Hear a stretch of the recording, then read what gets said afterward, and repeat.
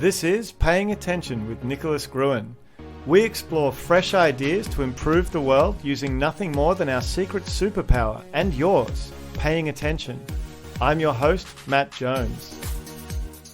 If you want to understand what knowledge is, start by paying attention to the things you do every day. Matt didn't learn to ride a bike by reading a book or attending a lecture. He learned it by doing it, by trying and by practicing. The knowledge Matt has regarding how to ride a bike is tacit knowledge, something we pay far too little attention to because our minds are mesmerized by explicit knowledge. Explicit knowledge can be read in a book. It's the sort of knowledge that tells you that the earth is round or that E equals mc squared.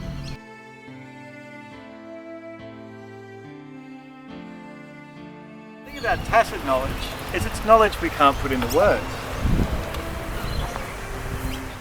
Not only did I not learn to ride a bike from a book, I couldn't have.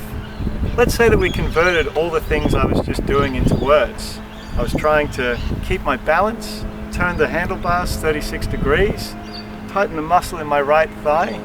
Even if somebody had all of that information and gave it to me to try and teach me how to ride, there's no other way I could learn except to get on the bike and practice. In fact, we've had to rediscover these things when we train robots. It turns out we can't train a robot to ride a bike, translate a passage, or play chess for that matter, without allowing it to learn by doing, by practicing again and again, making mistakes and learning what works. Just as dark matter dwarfs matter in the universe and still leaves us guessing about what exactly it is, tacit knowledge is dark knowledge. It's immensely important, but it hides in the background without us noticing. Tacit knowledge isn't just important, it's fundamental. All of our knowledge is built on tacit knowledge. Okay, but what do we mean by that? So consider the words that I'm using in this sentence. Think of those words because I can't think of those words. I'm just using the words. My brain, my system is going into its memory, pulling out words I may not have used for a while and then arranging them in exactly the right order. How do I do that? I have no idea. I know that I learnt how to do that over a long period of time, starting as a baby, going through toddlerdom, as it were.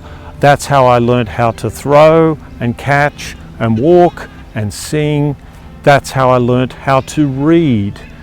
And so, explicit knowledge is built on this foundation of knowledge, of tacit knowledge, knowledge that we can't even explain to ourselves. All right, fine. So we all use tacit knowledge, but what does that actually mean for me? Why should I care? Well, right now there's an arms race going on in explicit knowledge, and that matters to us all. If you want a job, we look at the marks you got at school and at uni, and the chances are those marks measure your explicit knowledge. It's much harder to measure your tacit knowledge, so we do it very little.